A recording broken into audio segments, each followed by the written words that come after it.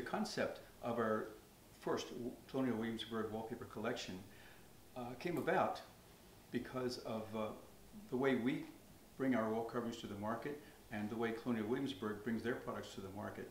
That is, the trend meets tradition idea works so well with our line of products because we research color from all over the world. We research design trends from all over the world. But however, the more you study design trends, the more you see that there is a beginning to design. And the classic designers from the 17th, 18th, and 19th centuries, those designs seem to always come back and always reappear. They may be reinterpreted, they may be recolored, but you can find that their roots are 18th and 19th century design. And our archives proves that out as well, because we're in there researching designs, as well as Colonial Williamsburg is here always researching designs.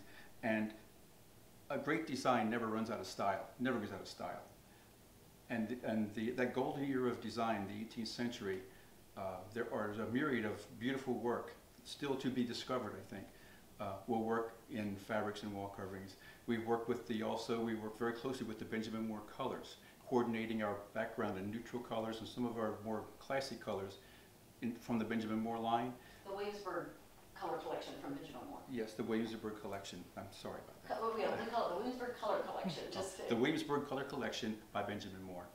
And also the P. Kaufman fabrics, the Colonial Williamsburg lines, the classics 1, 2, 3, 4, 5 lines, also are great inspiration and work very, very nicely to coordinate or match to the wall covering designs. And that's pretty much the core of the first collection. And then we balance that out with the Williamsburg archives, bringing together some of the coordinates, the small prints, the geometrics, and bringing the whole collection together makes a great collection and a first book for this wonderful program. What I find here as I'm looking at the original fabric, the scale is very similar in concept to the original. As this scale was available to the consumers back in the 18th century, we find it even 250 years later, the same scale is also very popular today. Exactly. And we market our product all around the world. And not only here in the United States is this kind of design very, very agreeable to our consumers and to the designers, but also in Europe, China, Japan, Germany, South America. They too are really like and really work with this kind of design and this kind of technique. So it's great that we were able to reproduce the technique very, very closely to the original.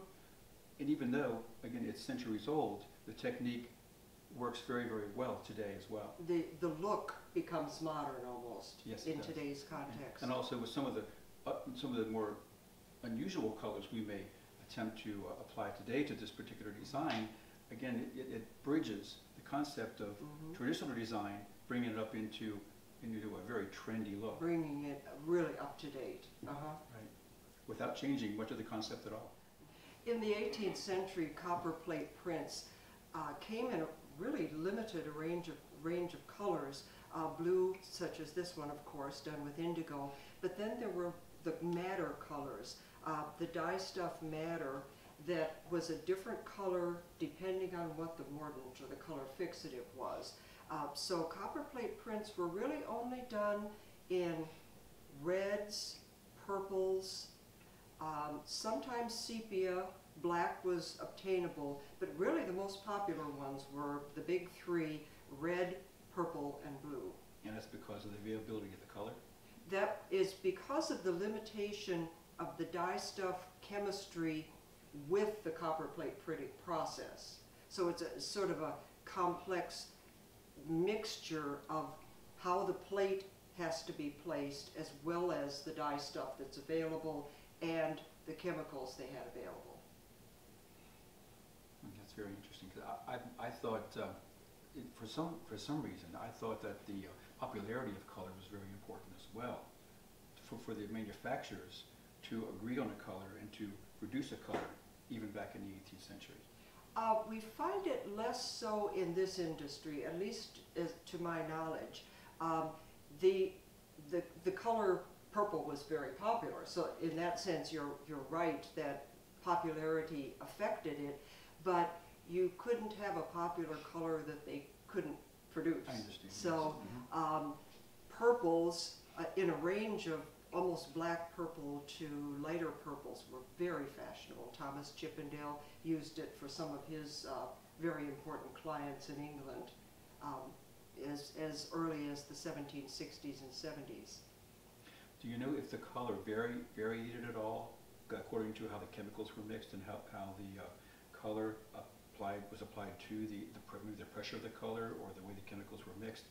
Did that in any way affect the tone of the color or the value of the color against the background?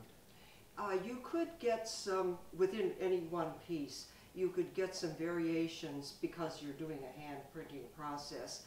You also get the effect of different tones by the engraving. Wherever you have sort of thicker lines being engraved, it'll look darker than when you have thinner, widely spaced lines. So they could get that sense of light and dark with the engraving process, while also then getting some accidents of color by the chemicals or the dye stuffs varying from batch to batch.